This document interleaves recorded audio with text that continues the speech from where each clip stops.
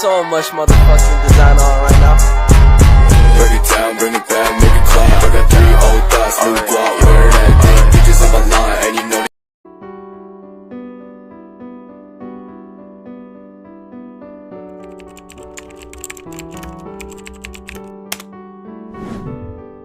Berdasarkan data Badan Pusat Statistik yang dirilis pada bulan November ini, angka pengangguran di Jawa Barat mencapai 8,31% dengan jumlah 2,13 juta jiwa.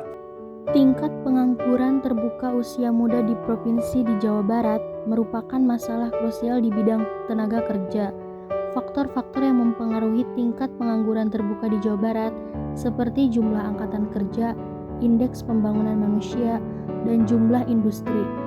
Pengangguran tidak hanya karena kemasalan semata. Kita sebagai masyarakat tentunya selalu mencari peluang pekerjaan untuk memenuhi kebutuhan hidup, dan pemerintah mengambil peran membantu masyarakat dalam membuka lapangan pekerjaan.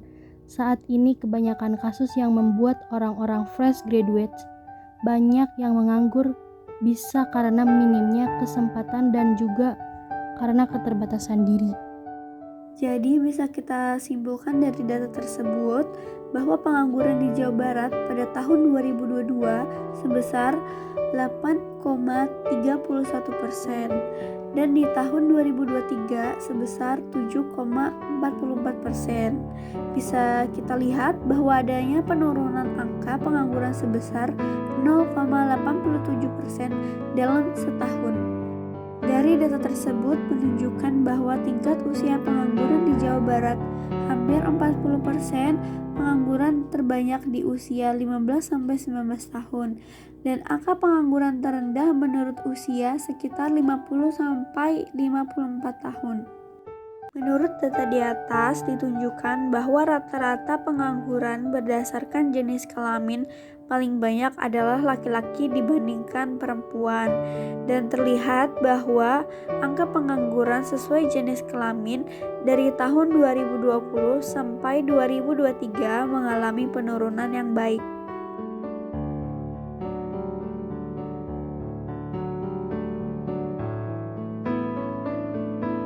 Pengangguran terbuka memiliki dampak yang sangat signifikan terhadap perekonomian negara maupun kehidupan sosial masyarakat secara keseluruhan. Dampak pengangguran terbuka yaitu penurunan pendapatan rata-rata penduduk per kapita, meningkatkan biaya sosial yang harus dikeluarkan pemerintah, menghilangkan keterampilan seseorang karena kemampuan yang tidak digunakan, meningkatkan angka kriminalitas. Dari dampak ini menunjukkan bahwa pengangguran terbuka dapat berdampak negatif pada stabilitas ekonomi dan sosial suatu negara. Oleh karena itu, penanggulangan pengangguran terbuka menjadi salah satu fokus utama dalam kebijakan pembangunan ekonomi. Penyebab terjadinya pengangguran terbuka diantaranya ada kepadatan penduduk. Jumlah penduduk yang tinggi menyebabkan jumlah tenaga kerja dan angkatan kerja ikut meningkat, sehingga persaingan semakin ketat melihat lapangan kerja yang terbatas. Kemudian ada perubahan sektor. Perubahan sektor pertanian ke sektor industri mengakibatkan buruh pertanian harus mempunyai keterampilan yang lebih tinggi untuk mencari pekerjaan. Kemudian ada tingkat pendidikan. Tingkat pendidikan yang rendah membuat seseorang sulit bersaing dalam memperoleh pekerjaan. Kemudian ada kondisi ekonomi. Terjadi krisis ekonomi dapat menyebabkan banyak perusahaan yang melakukan efisiensi karyawan, sehingga banyak pekerja kehilangan pekerjaan. Kemudian ada kepadatan industri. Terjadinya perubahan dalam industri seperti perubahan teknologi dapat menyebabkan jumlah pekerja di bidang tersebut berkurang akibat efisiensi. Kemudian ada kepadatan lapangan pekerjaan. Lapangan pekerjaan yang terbatas dapat menyebabkan banyak pekerja yang tidak dapat mencari pekerjaan. Peran pemerintah dalam mengatasi pengangguran melalui kebijakan serta solusi. Yang pertama, memperluas kesempatan kerja. Yang kedua, mengembangkan produktivitas tenaga kerja.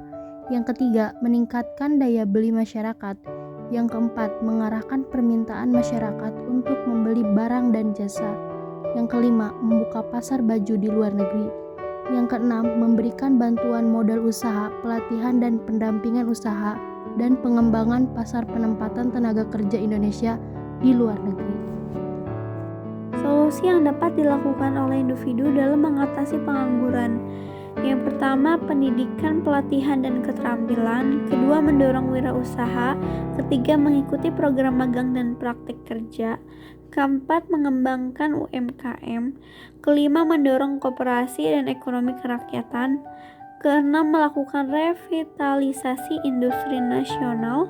Yang ketujuh, menciptakan lapangan kerja. Yang kedelapan, mengembangkan keterampilan. Yang kesembilan, mengikuti bursa kerja. Yang kesepuluh, mengalahkan kegiatan ekonomi informal.